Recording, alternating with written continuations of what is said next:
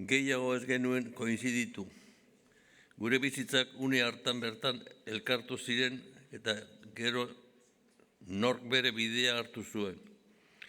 Ia ukitzen diren bi ibai handi balira bezala, beren bihurgune luzeetan.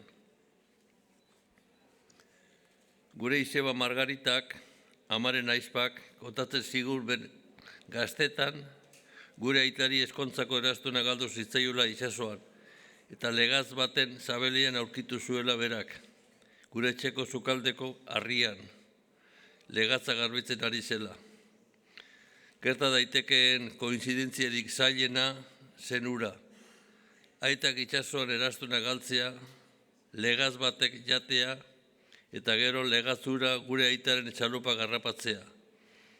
Eta harrapatutako 100 legaz horien artean, gure aitak bat bakarra